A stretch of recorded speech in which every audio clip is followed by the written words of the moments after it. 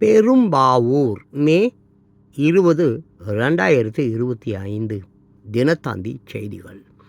கேரளாவில் பல்கலைக்கழகங்களுக்கு கவர்னரின் துணை வேந்தர்கள் நியமனம் ரத்து. கேரளாவில் கடந்த ஆண்டு தொழில்நுட்ப பல்கலைக்கழகம் டிஜிட்டல் பல்கலைக்கழகத்துக்கு துணைவேந்தர்களை நியமனம் செய்ய மாநில அரசு தேர்வு பட்டியலை கவர்னராக இருந்த ஆரிஃப் முகமது கானுக்கு அனுப்பியது. அந்த பட்டியலை அவர் தவிர்த்து தொழில்நுட்ப பல்கலைக்கழகத்திற்கு டாக்டர் சிவபிரசாத், டிஜிட்டல் பல்கலைக்கழகத்துக்கு டாக்டர் சிசா தாமஸ் ஆகிய 2 பேரையும் தற்காலிக துணைவேந்தர்களாக நியமனம் செய்து உத்தரவு இட்டார்.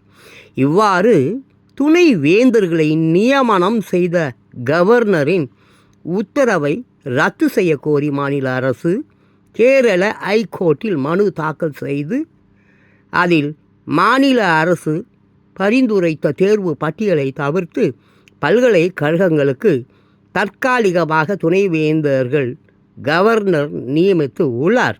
இதனால் கவர்னர் பல்கலைக்கழக சட்டங்களுக்கு புறம்பாக செயல்பட்டு உள்ளார்.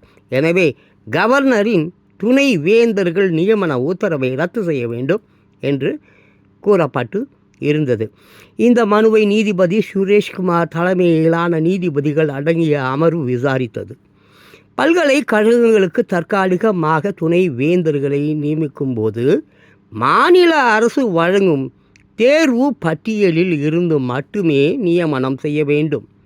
2 துணை வேந்தர்களின் நியமனம் பொறுப்பு என்று செவ்வாய்க்கிழமை உடன் முடிவடைவதால் இந்த நியமனத்தை மறுபரிசீலனை செய்ய ஐகோர்ட் தலையிடவில்லை.